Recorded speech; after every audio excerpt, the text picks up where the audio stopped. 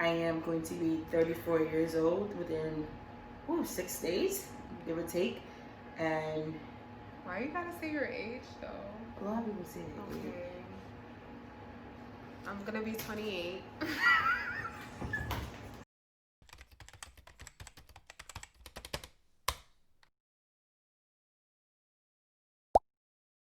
Hi everyone, welcome to our channel. My name is Megan. And I'm Christina. We decided to document our baby journey and we wanted to bring you guys along. I just wanted to jump on here and kind of document what we're going through and, kind of keep everything updated so that we can look back and see our story and in the future maybe show our child and see what it took us, the steps it took us to get where we're at and having the baby. I think we more so want to just like document it for ourselves and also to share with people, and if anybody can resonate with it, then that's perfect. Yes. Because we use YouTube as an outlet as well. Yeah, we're real big YouTubers in this family. I jump on with you. Like I watch your channels with you. Okay. I don't. We've been together for 13 years, and we're at the point in our relationship where we want that next step when it comes to having a child. We started doing our research, I want to say maybe 3 years ago, and we decided that, okay, this is something that we want to do. This is the next steps that we got to take. We need to just start saving up the money financially and, really getting like on the ball with our journey.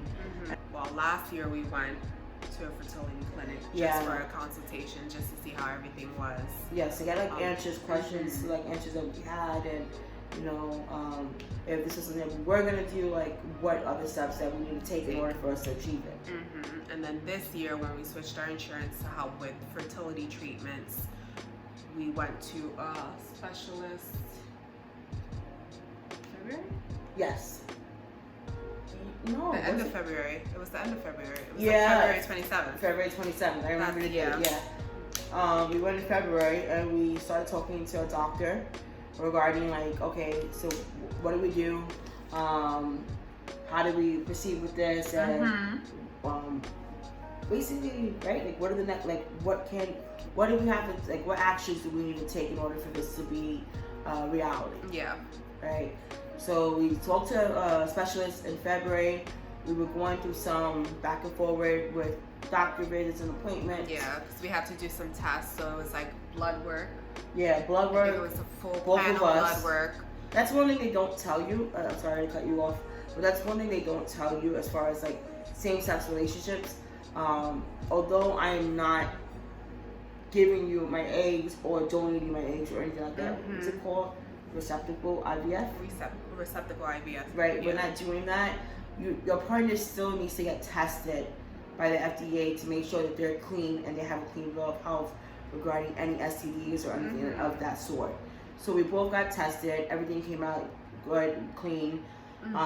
Then after that, Christina had to go in for a ultrasound to make sure that her tubes were right, if I'm not mistaken.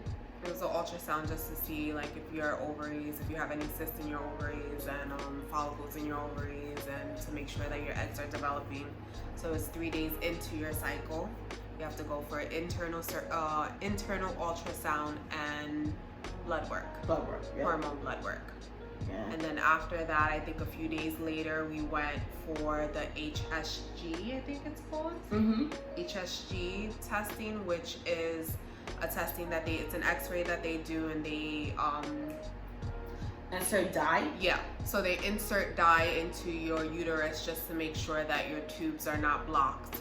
There's no blockages and the sperm can travel where it needs to travel during the whole IUI process. Yeah, and that was in March. I want to say March 17th. Yeah, it was right before this pandemic happened, so yeah, that was kind of scary because we were uncertain what we wanted to do and if we wanted to proceed with this. And we did take a break with everything going on and the uncertainty of where the world was going to go and not knowing exactly like if I could be in a room with her or I could make these appointments with her. We actually put it on hold for a little bit. But especially that we live in New York City and that was like the epicenter of the whole coronavirus. Yeah. It was a scary time. Very scary time. It's a stressful time, not a time that you want to be pregnant, nor, you know, if there was any doctor visits, you don't want to be exposed to any viruses if you're not exposed to it already at home. And I made a difficult decision, and we had a conversation, and, you know, I was really, like, just straightforward with her, and I told her, listen, it's not that I don't want to have a kid. I definitely want a kid. This is something that I want with you. This is something that we've been wanting for so long, but I want to make sure that you're healthy and we're doing it the right way, and we're not putting you at risk, putting myself at risk, and not knowing the uncertainty of what's going on, because it was so fresh in the beginning. Like, we didn't know, like, how it would affect the baby or how it would affect her or anything like that. So I was like, let's just put it on hold, and we'll wait until maybe May or June. Hopefully by then they'll have more answers and more, like, things implemented that we don't feel so unsure. Yeah. Right? And I think that's when, I want to say at the end of May, when things start to kind of, like, lighten up. I wouldn't say completely die down, but, you know, we're still in the midst of a pandemic. The city hasn't opened up completely. But we sat back and said, you know what, right now we are home because we can't work. We're both home, working from home, and we decided to say, okay, this is the best time to do it because we're both more flexible with our time. Yeah. And we're not being, I guess I want to say, like, stuck to a time limit in a sense. Would that be the perfect way to say it? We weren't restricted with our time. Yeah, you weren't restricted. Because we work in the city, so because we work in the city and our clinic is up in upstate New York, it is somewhat of a travel, and I am the only driver in this relationship. Let everybody know I can't drive. Well, she's a New York City girl. I am the only driver in this relationship, so we wanted to, you know, it was difficult to go back and forth. So right now we're like, you know what, this is the best time for us to do it. We're both available. We have the time on our hands. Yeah, and we were fortunate enough that our job is to actually still have health insurance, and he was affected by that. And we were like, you know what, we don't know where this is gonna go. We don't know the uncertainty of what's gonna happen, and, you know, we can't allow things to keep putting in our way and stopping us. Not only that, you waited for so long. You waited, what, 13 years? 13 not years. 13 years. Well, not exactly, 13. but we've been together for 13 years. Why put our life on hold? Because today it's the pandemic. Tomorrow is something else. So if I continue to just put everything on hold because of a situation, I'll never have a child. Yeah. And I'm not getting any younger.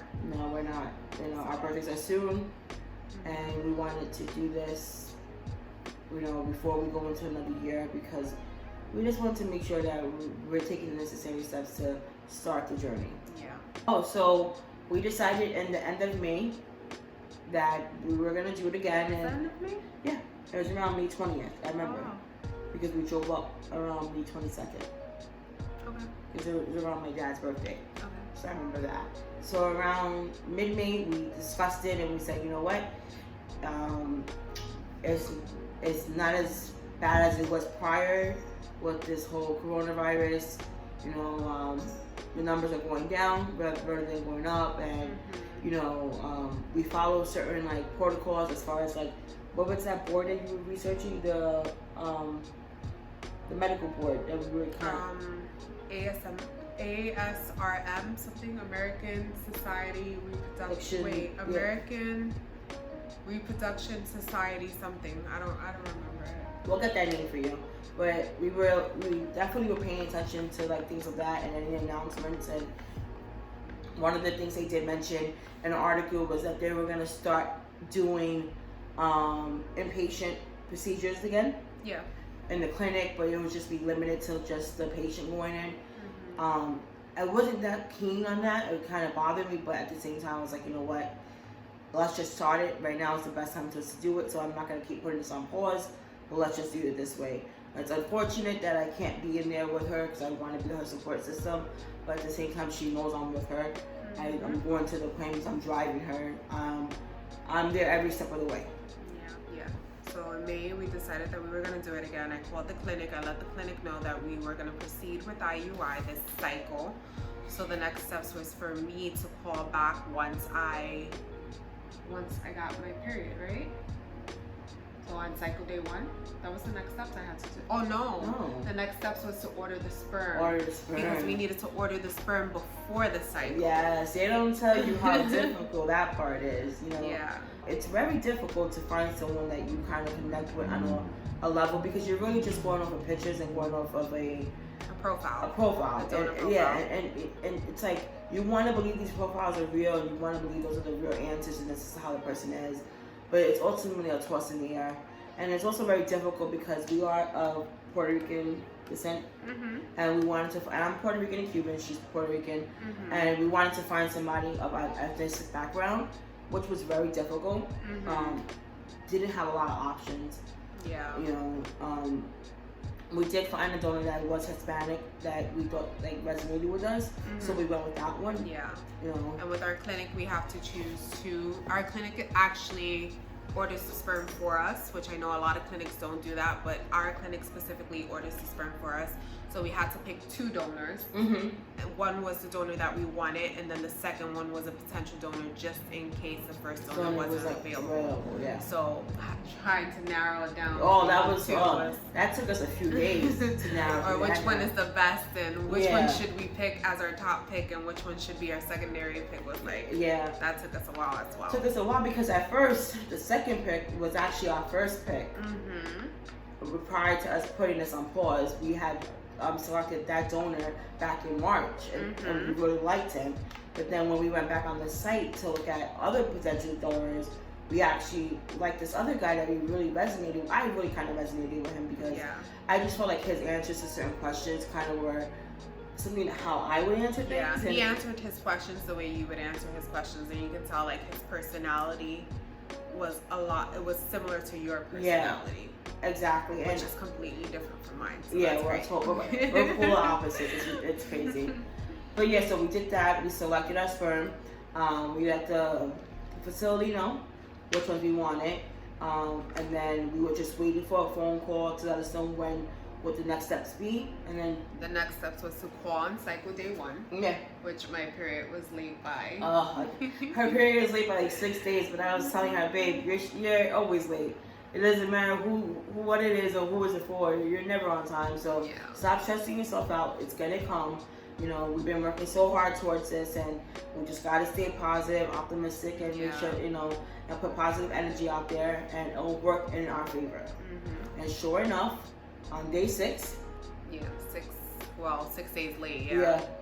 Because I called my clinic to let them know that I was late, and they told me to give it 1 more week, and if I didn't receive my period within the week, they were going to give me, what was it called?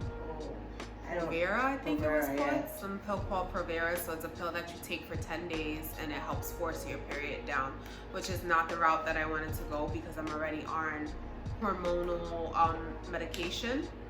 So I didn't want to, I want to try to be as natural as possible. I know I have to take the hormonal medications, but as far as the flow itself, I wanted it to be natural. We definitely were very adamant about that. I tried everything to get my period down. My God, this girl has drank every portion that you could think of, has tried every, I don't know, just think about it. She has tried every natural remedies. When you read online, everybody's telling you to relax. And I'm like, okay, so I'm relaxed.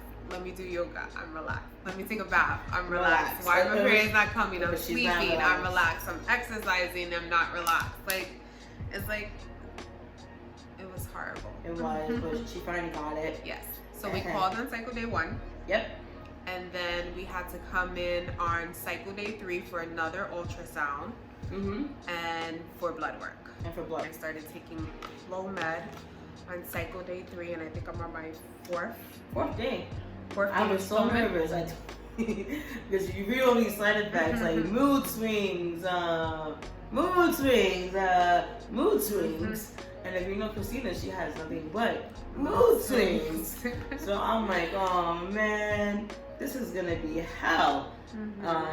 But all honesty, she has been very, very melatonin with it. I'm fine. I think it helps with my mood swings. I should take it on a regular basis. That's just prescribe me Clomid for now. We hope you guys enjoyed this video, and if you have, please subscribe to our channel. My name is Megan. And I'm Christina. And have a good night. Bye.